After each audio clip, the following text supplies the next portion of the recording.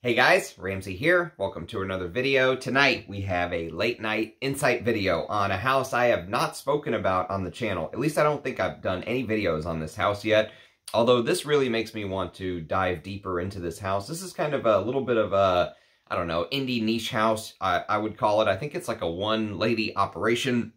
Her name is Dr. Ellen Covey, and the brand is called Orchids. Now, basically, the story behind this is that in 2003, she founded an orchid, okay? And off of that orchid that she founded, she then decided, you know what? I'm going to start using the flowers and essential oils and stuff like that from the orchid and start a perfumery. That's my understanding of her backstory. There's a pretty good video on Galen's channel, The Etherealist, if you want to check that out.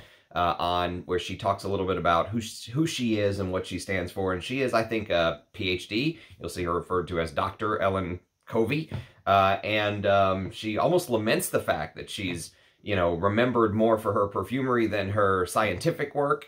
I don't know. I mean, you know, being remembered as a perfumer, I don't think there's anything wrong with that. I keep forgetting to turn my damn light on. Is that better? Okay.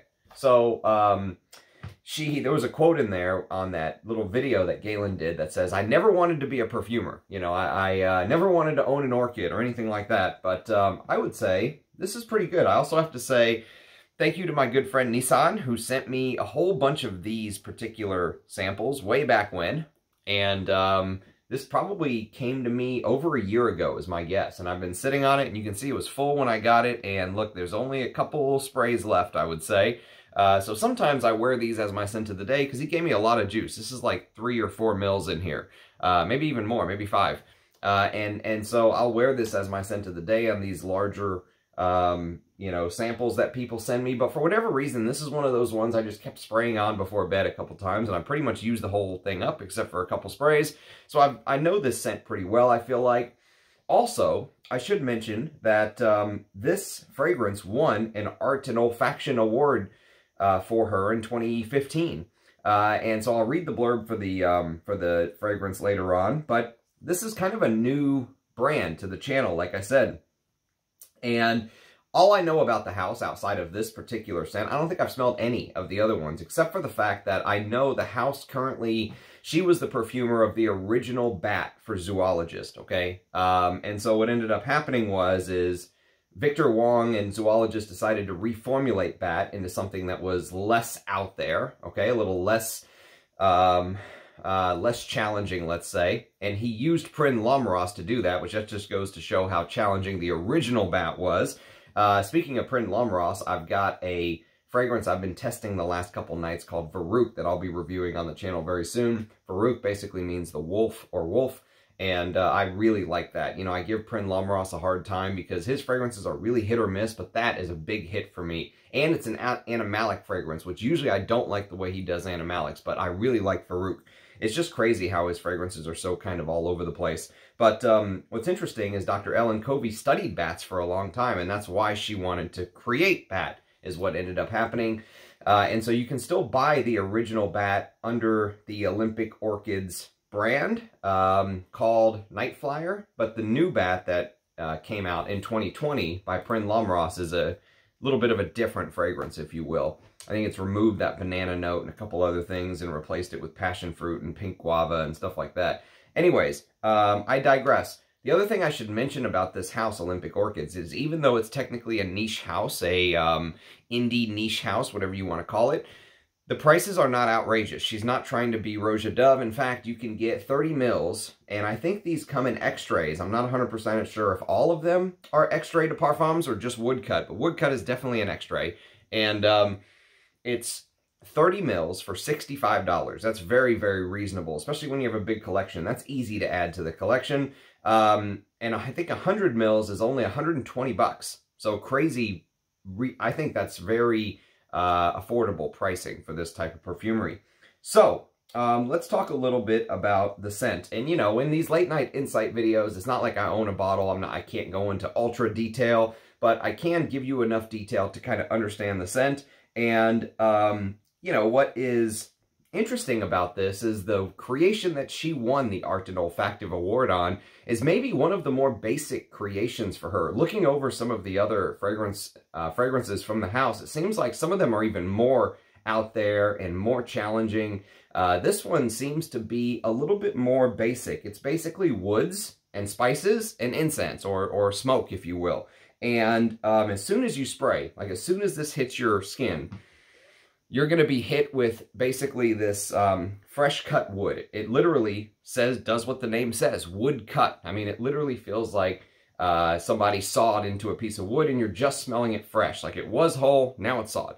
And when they cut into that wood, you know, it seeps out some incense, and there's different layers of smoke. Like, let's say they're using a chainsaw, you know, and you get a little bit of light smoke from the chainsaw, but you also get a little bit of smoke where the chainsaw meets the wood, right? Just imagine this sort of black smoke starting to come out from the tree. You know, I know that's not realistic, but just stick with the imagery, right? So there's these different layers of smoke that you're smelling. I don't think it's super black, but there are darker elements to that incense, if you will. And the incense actually reminded me of some of the incense frags that I've smelled from something like House of Matriarch. If you've ever smelled things like Devotion, which I'll review on the channel one of these days, which is actually a really good incense frag. So the fact that I'm comparing the incense smell in Woodcut to Devotion is actually a positive thing. The fragrance itself doesn't smell like Devotion, but I think the incense part smells like that sort of perfumery. And House of Matriarch uses a lot of naturals, so it does make sense.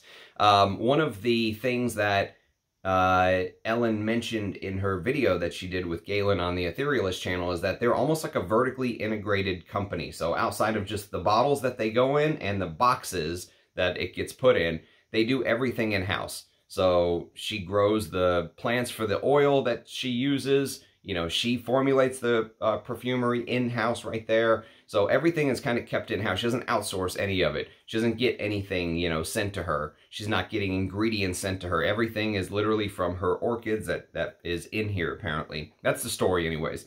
And so I heard someone once say that whenever you smell Woodcut, you're going to smell this peanut butter note.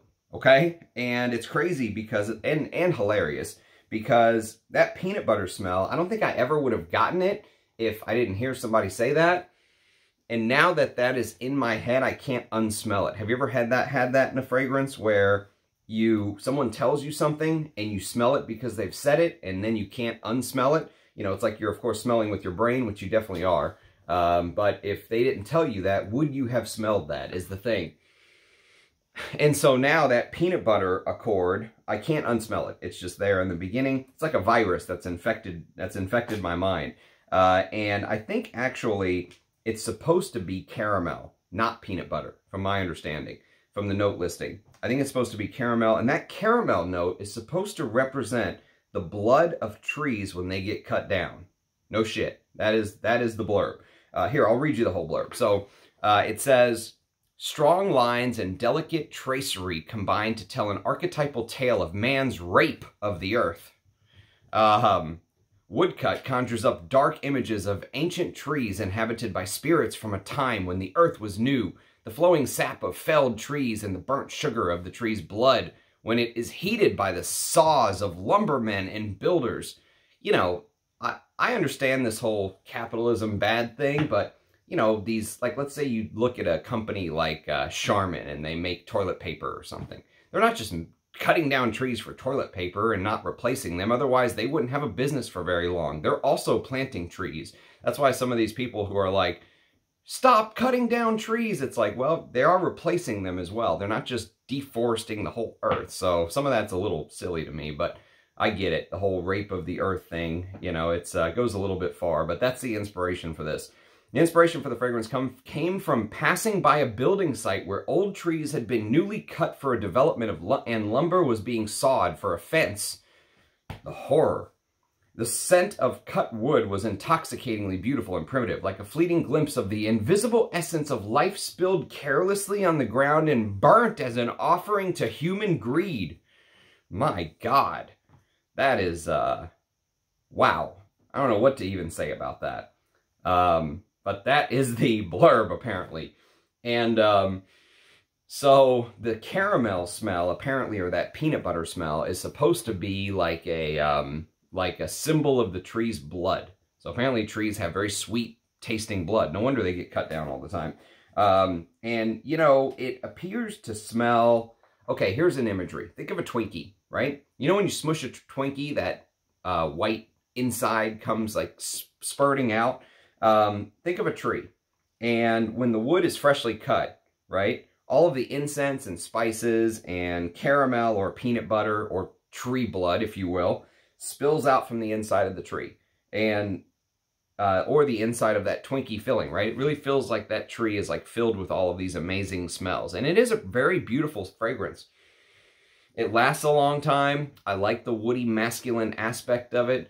I like the price. I like the 30 ml bottle they offer. I like everything about this fragrance. There's really nothing that I don't like about it, other than the sweetness is a little much. That burnt sugar, caramel, whatever you want to call it. Technically, the notes are fractional distillations of pine and cedarwood, which you don't get very much pine in the sense of like pine needles, right? It's not like Feeling Agile or anything like that. It's more maybe pine wood, okay? With cedar and oak wood, absolute, tolu balsam, a little bit resinous, and olibanum, of course, the frankincense smell, the different layers of smoke I mentioned earlier, with the different, like, you know, imagine like smoke from varying parts of this tree cutting down process, caramel, burnt sugar, and vanilla. That is the official note listing, and it's an interesting brand. Apparently, according to Parfumo, they say that Olympic Orchids Artisan Perfumes is the full name, and that they are a bit unwieldy, but it perfectly describes the fragrance label's portfolio. The company was established by Dr. Ellen Covey, who has familiarized herself with several countries and their cultures through family travels. Covey also gathered cultural and aromatic experiences in the U.S., which she explored scientifically at a later stage in various courses of study. Olympic Orchids was founded in 2006, 3 years or so after her founding of the orchid itself. The brand gained international exposure. All fragrances are researched, hand-manufactured, bottled, and packaged in-house under the supervision of Dr. Ellen Covey, also known as Doc Ellie. Okay. Essential oils, natural minerals, and perfume alcohol all sustain the perfume's high quality, and the fragrance concentration is always between 20 and 30%. So that's pretty high, 20 and 30%, especially for this price. Olympic Orchids produces vegan, rejects all animal testing, and refrains from using artificial colors or preservatives during the production process. Olympic Orchids is the winner of numerous awards, including the prestigious Institute for Art and Olfaction Award. In addition to the brand's philosophy, the moderate prices have also contributed to large success. You can see it for yourself on fragrance and beauty portals in selected drugstores and on Doc Ellie's homepage. Okay, so that's a little blurb about the brand. I say this is a good start to the brand, I'll tell you that. This is definitely something that makes me want to test more from the house. You know, it definitely gives a little bit of that fire, smoke, wood, incense, things that I like in a fragrance. And the materials smell high quality. The blending smells very good for someone who just never wanted to be a perfumer and just kind of stumbled into being a perfumer. You know, the blending smells good here. Nothing smells out of place. You know, everything seems properly dosed and all that good stuff. I would say if you really wanted to nitpick, you could say that it's a little, for an Art and Olfaction Award winner, it's not very unique. I don't think this is a unique fragrance. I think there's a lot of wood, incense, spicy fragrances that, you know, I mentioned Feeling Agile or Arso or something along those lines. I could wear those and probably be just as happy. Would I go buy a bottle of this? I don't know. I don't know. Those 30 ml bottles are pretty, they are pretty tempting. I will say that. So maybe when my no-buy is finished and I'm able to start buying again, maybe this is one I'll put on the wish list. But as of now, I'm just very glad to test it, sample it, talk about it on the channel. I would love to know if there's others from this house, from Olympic Orchids Artisan Perfumes, that you all think I should test. You know, I would love to get a bottle of the original Night Flyer and compare it to the bat sample I have from 2020 from Prin Lamros.